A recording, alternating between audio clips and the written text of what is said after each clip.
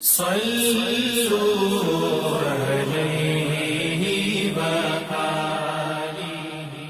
بخاری حدیث نمبر 31۔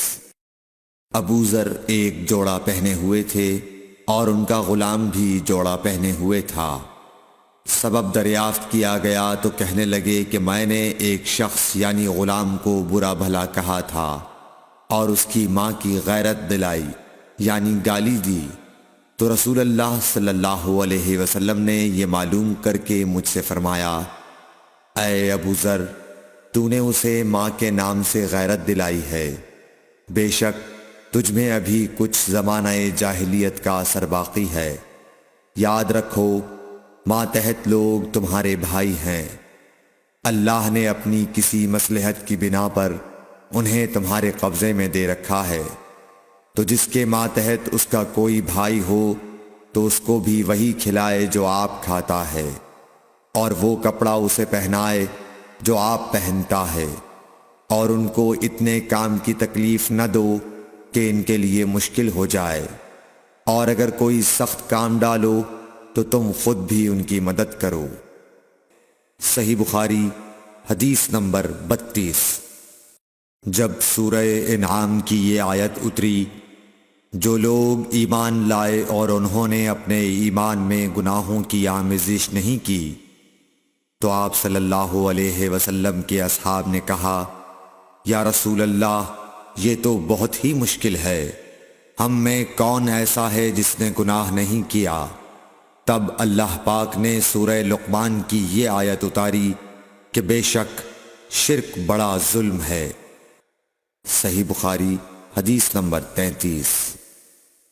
رسول اللہ صلی اللہ علیہ وآلہ وسلم نے فرمایا، منافق کی علامتیں 3 ہیں، جب بات کرے جھوٹ بولے، جب وعدہ کرے اس کے خلاف کرے، اور جب اس کو امین بنایا جائے تو خیانت کرے۔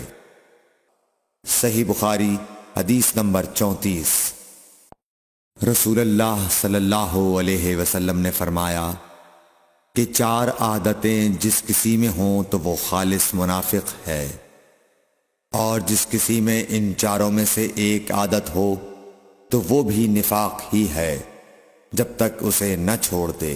وہ یہ ہیں، جب اسے امین بنایا جائے تو امانت میں خیانت کرے، اور بات کرتے وقت جھوٹ بولے، اور جب کسی سے عہد کرے تو اسے پورا نہ کرے، اور جب کسی سے لڑے تو گالیوں پر اتر آئے۔ صحیح بخاری حدیث نمبر 35۔ رسول اللہ صلی اللہ علیہ وسلم نے فرمایا، جو شخص شب قدر ایمان کے ساتھ محض ثواب آخرت کے لیے ذکر و عبادت میں گزارے، اس کے گزشتہ گناہ بخش دیے جاتے ہیں۔ صحیح بخاری حدیث نمبر 36۔ رسول اللہ صلی اللہ علیہ وسلم نے فرمایا، جو شخص اللہ کی راہ میں جہاد کے لیے نکلا، اللہ اس کا ضامن ہو گیا۔ اللہ تعالیٰ فرماتا ہے، اس کو میری ذات پر یقین اور میرے پیغمبروں کی تصدیق نے اس سرفروشی کے لیے گھر سے نکالا ہے۔ میں اس بات کا ضامن ہوں کہ یا تو اس کو واپس کر دوں ثواب اور مال غنیمت کے ساتھ، یا شہید ہونے کے بعد جنت میں داخل کر دوں۔ رسول اللہ صلی اللہ علیہ وسلم نے فرمایا، اور اگر میں اپنی امت پر اس کام کو دشوار نہ سمجھتا تو لشکر کا ساتھ نہ چھوڑتا، اور میری خواہش ہے کہ اللہ کی راہ میں مارا جاؤں، پھر زندہ کیا جاؤں، پھر مارا جاؤں، پھر زندہ کیا جاؤں، پھر مارا جاؤں۔ صحیح بخاری حدیث نمبر 37۔ حضرت صلی اللہ علیہ وسلم نے فرمایا، جو کوئی رمضان میں راتوں کو ایمان رکھ کر اور ثواب کے لیے عبادت کرے، اس کے اگلے گناہ بخش دیے جاتے ہیں۔ صحیح بخاری حدیث نمبر 38۔ حضرت صلی اللہ علیہ وسلم نے فرمایا، جس نے رمضان کے روزے ایمان اور خالص نیت کے ساتھ رکھے، اس کے پچھلے گناہ بخش دیے گئے۔ صحیح بخاری حدیث نمبر 39۔ حضرت صلی اللہ علیہ وسلم نے فرمایا، بے شک دین آسان ہے، اور جو شخص دین میں سختی اختیار کرے گا تو دین اس پر غالب آ جائے گا اور اس کی سختی نہ چل سکے گی۔ پس اس لیے اپنے عمل میں پختگی اختیار کرو، اور جہاں تک ممکن ہو میانہ روی برتو، اور خوش ہو جاؤ کہ اس طرز عمل سے تم کو دارین کے فوائد حاصل ہوں گے۔ اور صبح اور دوپہر اور شام اور کسی قدر رات میں عبادت سے مدد حاصل کرو۔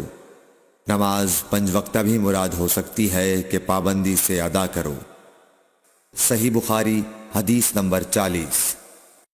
رسول اللہ صلی اللہ علیہ وسلم جب مدینہ تشریف لائے تو پہلے اپنی نانہال اترے جو انصار تھے، اور وہاں آپ نے 16 یا 17 ماہ بیت المقدس کی طرف منہ کر کے نماز پڑھی، اور آپ کی خواہش تھی کہ آپ کا قبلہ بیت اللہ کی طرف ہو۔ جب بیت اللہ کی طرف نماز پڑھنے کا حکم ہو گیا تو سب سے پہلی نماز جو آپ نے بیت اللہ کی طرف پڑھی عصر کی نماز تھی۔ وہاں آپ صلی اللہ علیہ وسلم کے ساتھ لوگوں نے بھی نماز پڑھی۔ پھر آپ کے ساتھ نماز پڑھنے والوں سے ایک آدمی نکلا اور اس کا مسجد بنی حارثہ کی طرف گزر ہوا تو وہ لوگ رکوع میں تھے۔ وہ بولا کہ میں اللہ کی گواہی دیتا ہوں کہ میں نے رسول اللہ صلی اللہ علیہ وسلم کے ساتھ مکے کی طرف منہ کر کے نماز پڑھی ہے۔ یہ سن کر وہ لوگ اسی حال میں بیت اللہ کی طرف گھوم گئے، اور جب رسول اللہ صلی اللہ علیہ وسلم بیت المقدس کی طرف منہ کر کے نماز پڑھا کرتے تھے، یہودی اور عیسائی خوش ہوتے تھے، مگر جب آپ نے بیت اللہ کی طرف منہ پھیر لیا تو انہیں یہ امر ناگوار ہوا۔ زہیر ایک راوی کہتے ہیں کہ ہم سے ابو اسحاق نے برا سے یہ حدیث بھی نقل کی ہے کہ قبلہ کی تبدیلی سے پہلے کچھ مسلمان انتقال کر چکے تھے، تو ہمیں یہ معلوم نہ ہو سکا کہ ان کی نمازوں کے بارے میں کیا کہیں۔ تب اللہ نے یہ آیت نازل کی، وَمَا كَانَ اللَّهُ لِيُضِيعَ إِيمَانَكُمْ، سورہ بقرہ آیت number 143۔ Thanks for watching. Don't forget to like, comment, share and subscribe to